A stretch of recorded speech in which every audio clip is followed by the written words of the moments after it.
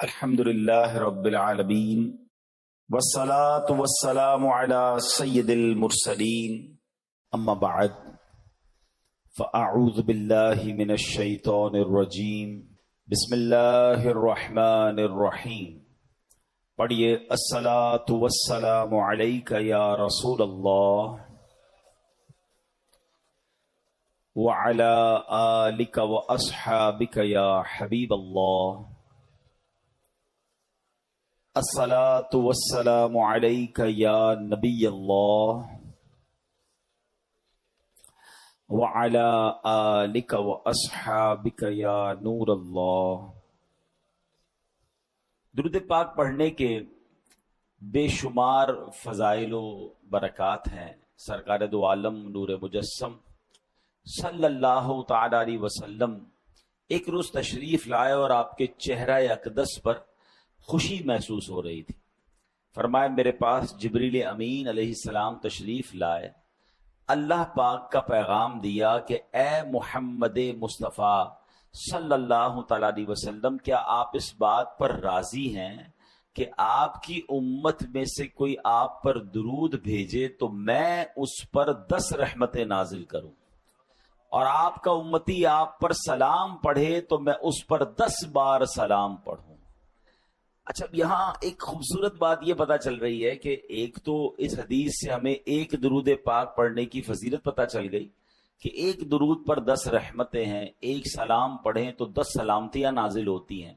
مگر ایک اور خوبصورت بات یہ پتہ چلی کہ سرکار دو عالم صلی اللہ تعالی علیہ وسلم کا ہم گناہ گاروں سے پیار کیسا ہے کہ درود کون پڑھے گا؟ ذرا جواب دیجئے. ہم پڑھیں گے. رحمتیں کس پر نازل ہوں گی؟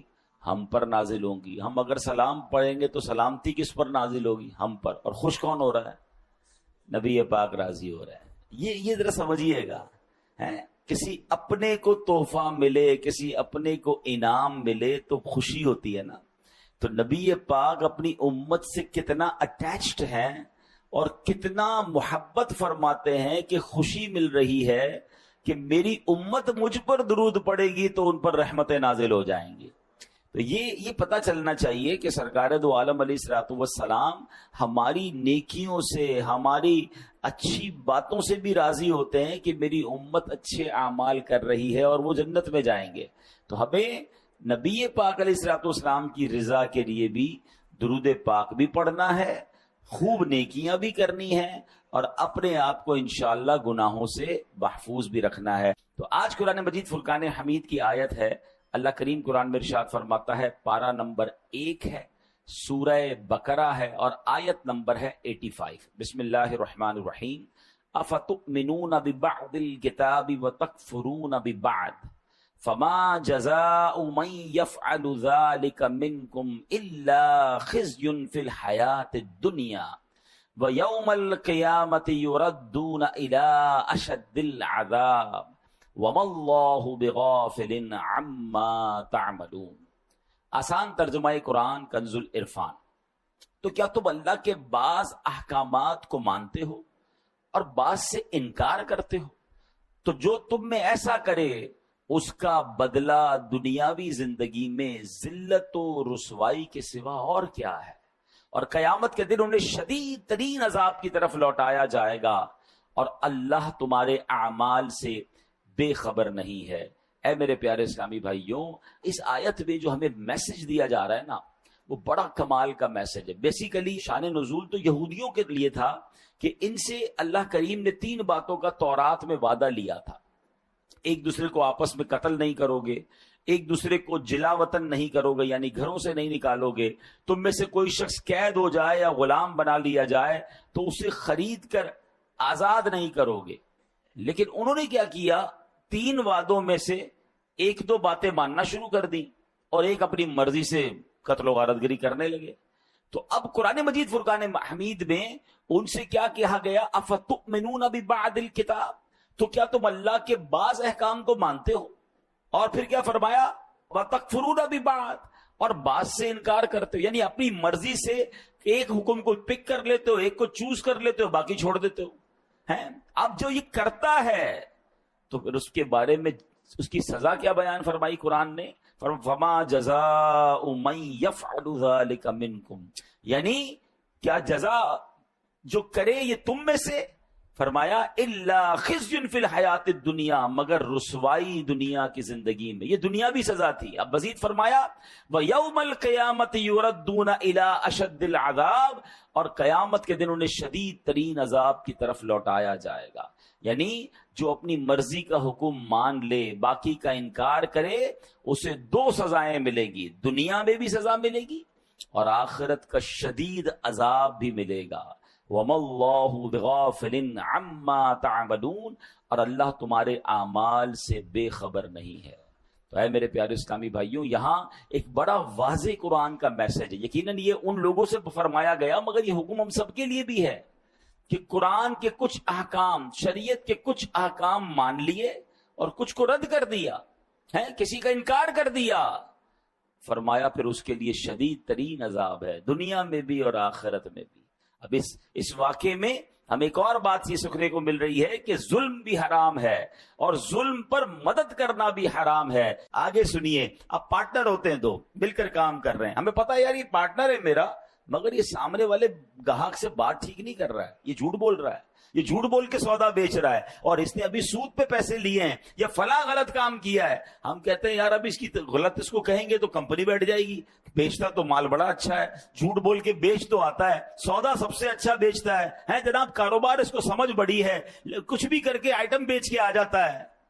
اگر میں اس کا پارٹنر ہوں اور میں خاموش ہوں اور میں بلکہ طرفداری کر رہا ہوں، تو پھر آپ سوچیں کہ ہم کیا کر رہے ہیں۔ ہاں، ہمیں ایسے یا تو پارٹنر رکھنے نہیں چاہیے جو حرام کما رہے ہیں، کیونکہ قیامت کے دن ہم اگر اس کے پارٹنر ہیں تو اس کے حرام کاموں کا جواب بھی دینا پڑ جائے گا نا۔ بہت سارے شیئر کمپنی کے کاروبار کو جو علماء منع کرتے ہیں، اس کی ایک بڑی وجہ علماء یہ بیان کرتے ہیں کہ آپ جناب اس کمپنی میں ایک طرح سے پارٹنر بن جاتے ہیں، آپ کو کیا پتا اس کمپنی میں کیا کیا حرام ہو رہا ہے، اس کی بڑی تفصیل ہے۔ میں نہیں کہہ رہا سارا کام غلط یا سارا کام صحیح، آپ کسی صحیح عالم دین مفتی کے ساتھ بیٹھے تو صحیح۔ پارٹنر بننا آسان نہیں ہے کسی کا۔ اب اگر آپ کسی بھی چیز کے پارٹنر ہیں تو اس کے اچھے کے بھی پارٹنر ہیں، اس کے برے کے بھی پارٹنر بن گیا، تو یہ سوچنا ہوگا کہ کہیں میں غلط کام کی طرف تو نہیں جا رہا۔ اسی طرح لوگ معاذ اللہ آج کل کیا ہوتا ہے، کچہریوں میں جھوٹی گواہیاں دے رہے ہیں، اللہ اکبر، حالانکہ معلوم ہے کہ جھوٹی گواہی دے رہا ہوں، ظلم ہو رہا ہے، مگر کہیں یہ ایسا نہ ہو کہ کسی مظلوم کے ساتھ برا ہو جائے اور کسی ظالم کا فائدہ ہو جائے، تو پھر دنیا اور آخرت کے شدید عذاب کے لیے تیار رہیے۔ ایک بات یاد رکھیے کہ آپ کی لکھت سے، آپ کے کالم سے، آپ کی صحافت کی آواز سے، یا اگر آپ وکیل ہیں تو آپ کیس لیتے وقت بھی یہ دیکھیں، وکیلوں کو پتا ہوتا ہے کہ میں جس کا کیس لے رہا ہوں یہ ظالم ہے یا مظلوم ہے، مگر اگر پیسے اچھے ملتے ہیں، اگر نام ہو رہا ہے، اگر شہرت ہو رہی ہے، تو کہتے ہیں یار ہمیں تو اپنے کیس سے مطلب ہے نا۔ تو کیا آپ قتل کرنے والے کو جو ہے وہ بے قصور ثابت کریں گے؟ آپ یہاں تو تھوڑے پیسے کما لیں گے، ہو سکتا ہے قانون کو ڈاج دے کے کیس بھی جیت لیں، اللہ کی بارگاہ میں کیا جواب دیں گے؟ کبھی بھی ظالم کا ساتھ نہیں دینا ہے، کبھی جھوٹی گواہی نہیں دینی ہے۔ دو باتیں ہیں، شریعت کہتی ہے اگر آپ ظلم کے خلاف آواز نہیں اٹھا سکتے تو کم از کم ساتھ تو نہ دینا ہے، آپ خاموش ہو کے سائڈ پہ ہو جائیں، لیکن یہ ہونا ضروری۔ اور جو ماشاءاللہ کہتے ہیں نا حسینی قافلے کے سپاہی ہوتے ہیں، وہ تو ظلم کے خلاف کھڑے ہو جاتے ہیں، اور پھر کھڑے ہوتے ہیں، نقصان ہوتا ہے تو وہ نقصان سے ڈرتے نہیں۔ بہرحال میرے پیارے اسلامی بھائیوں، ہم نے یہ بات سمجھنی ہے۔ اب آج کل ہمارے معاشرے میں ایک اور بڑا فتنہ آیا ہے، اور وہ کیا ہے؟ آدھی جہالت ہے، کیونکہ قرآن نے بڑا پیارا حکم دیا ہے، افتؤمنون ببعض الکتاب وتکفرون ببعض، تو کیا تم اللہ کے بعض احکام کو مانتے ہو اور بعض سے انکار کرتے ہو؟ تو اب ہوا کیا ہے، ایک بات یاد رکھیے گا، آدھا جاہل جو ہوتا ہے وہ بہت خطرناک ہوتا ہے، کیونکہ کچھ لوگ قرآن کی ایک دو آیتیں یاد کر کے، ایک دو حدیثیں یاد کر کے اب احکام شریعہ بیان کرنا شروع کر دیتے ہیں کہ یہ ناجائز ہے، یہ جائز ہے۔ ارے بھائی قرآن میں تو لکھا ہے، ایسا تو کر ہی نہیں سکتے۔ اب ہمارے بھولے بالے مسلمان، ہم نے بھی پورا قرآن نہیں پڑھا، ہم نے بھی علم دین حاصل نہیں کیا۔ قرآن کا حکم بیان کرنا ہے تو پورے قرآن کا مطالعہ کر کے بیان کرنا ہے۔ قرآن کی کچھ آیتوں میں ناسخ و منسوخ کے احکام ہیں، کچھ آیتیں پہلے نازل ہوئیں، کچھ بعد میں نازل ہوئیں، پہلا حکم ختم ہو گیا۔ اور جناب بعض اوقات حدیثوں میں بھی اس طرح ہوتا ہے، یہ علماء کا کام ہے کہ وہ تمام حدیثوں کا مطالعہ کر کے یا قرآن کریم کا پورا مطالعہ کر کے پھر ہمیں حکم بتاتے ہیں کہ اب حکم ہمارے لیے کیا ہے, ہم نے شریعت پر عمل کیسے کرنا ہے. عیسیٰ علیہ السلام کہیں تیز تیز قدم کے ساتھ جا رہے تھے. ایک شخص ملا, کہتا علی جان اتنے تیز تیز کہاں جا رہے ہیں؟ تو کہا میں نے ایک بے وقوف کو دیکھ لیا ہے, اس سے دور بھاگ رہا ہوں. عرض کیا علی جان آپ تو بڑے شاندار شخصیت والے ہیں, بڑی شان والے ہیں, آپ تو مردے زندہ کر لیا کرتے ہیں. آپ نے بڑا خوبصورت جملہ فرمایا, مردے زندہ کرنا آسان ہے, بے وقوف کو سمجھانا انتہائی مشکل ہے. ہاں, یہ بے وقوف کی جو دوستی ہوتی ہے نا, اور بے وقوف سے اگر کوئی دین سیکھ رہا ہے تو پھر اس کا بیڑا غرق ہی ہونا ہے. تو پہلے یہ چیک کیجئے کہ ہم علم دین کس سے سیکھتے ہیں, ہم جس سے سیکھ رہے ہیں اس نے بھی سیکھا ہے کہ نہیں سیکھا. اور جمعہ 8 دن ہوئے اور جناب بیٹھ کے ہمیں سکھانا شروع کر دیا. یہ باقاعدہ ایک پوری نالج ہے, یہ پوری ایک سائنس ہے, اور قرآن فہمی یہ ہر کسی کا کام نہیں ہے. اب آپ ذرا غور کیجئے یہ بے وقوف کہاں تک پہنچتا ہے جب ایک قرآن کی آیت سے معاملے کو سمجھے. مولا علی شیر خدا کرم اللہ تعالی وجہ الکریم کی شان کا عالم کیا ہے. میرے آقا فرماتے میں علم کا شہر ہوں, علی اس کا دروازہ ہے. مولا علی وہ ہیں, نبی پاک کی حدیث میں آتا ہے کہ علی کے چہرے کو دیکھنا عبادت ہے. سبحان اللہ, شیر خدا کے علم دین کا اور قرآن فہمی کا عالم یہ ہے کہ آپ فرماتے اگر میں سورہ فاتحہ کی تفسیر لکھنا شروع کروں تو اتنی کتابیں لکھ دوں کہ 70 اونٹ ان کتابوں کے بوجھ سے دب جائیں. اتنی ایک سورہ فاتحہ کی تفسیر. اب آپ سوچیں کہ مولا علی کے قرآن فہمی کا عالم کیا ہوگا. مگر آپ کے دور میں ایک فرقہ نکلا جس کا نام تھا خارجی فرقہ. اس نے پتہ ہے مولا علی پر کفر کا فتویٰ لگا دیا. آپ غور کریں کہ جس کی شان اتنی نرالی ہے ان بدبختوں نے شیر خدا پر کفر کا فتویٰ لگایا. اب وہ فتویٰ کیا تھا, معاملہ کیا ہوا؟ معاملہ یہ ہوا تھا کہ مولا علی شیر خدا اور حضرت امیر معاویہ رضی اللہ تعالیٰ عنہ پر کسی دینی مسئلے پر اختلاف ہو گیا. تو مولا علی ماشاءاللہ بڑی معاملہ فہم شخصیت ہے. آپ نے حکمت عملی مقرر فرمائی اور ایک حکم یعنی ایک ایسا بندہ مقرر کیا جو دونوں گروہ کی بات سنے اور درمیان میں سلو کروا دے, فیصلہ ڈیسائیڈ کر دے. تو ایسا ہی ہوا اور انہوں نے فیصلہ سنایا اور سلو ہو گئی. اب ایک فرقہ تھا جو جنگ چاہتا تھا. آج بھی کچھ لوگ ایسے ہیں جو چاہتے لڑائی ہونی چاہیے, جھگڑا ہونا چاہیے, معاملہ بگڑنا چاہیے. یہ امن و امان سے مسلمان کیوں رہ رہے ہیں؟ یہ فرقے والا ادھر حملہ کرے تو یہ والا ادھر حملہ کرے. اچھا جناب فرقہ واریت کی لڑائی نہیں ہو رہی تو چلو بھائی خاندانی لڑائی شروع کرو, صوبائی لڑائی شروع کرو. ان کی جنگ میں ان کو فائدہ ہے, پرابلم کریٹ ہوتی ہے تو جناب ان کو مزہ آ رہا ہوتا ہے. تو ایسے لوگوں سے بھی بچنا ہے. تو مولا علی نے بڑی حکمت عملی کا مظاہرہ کیا اور سلو ہو گئی. اب وہ جو خارجی فرقہ تھا انہوں نے کیا کہا, انہوں نے کہا اللہ تو قرآن میں فرماتا ہے ان الحکم الا للہ, حکم تو صرف اللہ کا ہے. مولا علی نے بندے کو ثالث بنا دیا, اس کے ذریعے فیصلہ کروا دیا, یہ تو کفر ہو گیا. آپ دیکھیں ایک قرآن کی آیت, اس کا ایک جز, اس سے اپنی عقل سے فیصلہ کیا اور جناب شور مچانا شروع کر دیا. اللہ اکبر. میرے شیر خدا مولا علی کا تدبر دیکھیں, آپ کی جناب صبر کا مقام دیکھیں. آپ تو اس قدر عظیم ہستی ہے کہ آپ حکم فرماتے نہ جانے کیا ہو جاتا.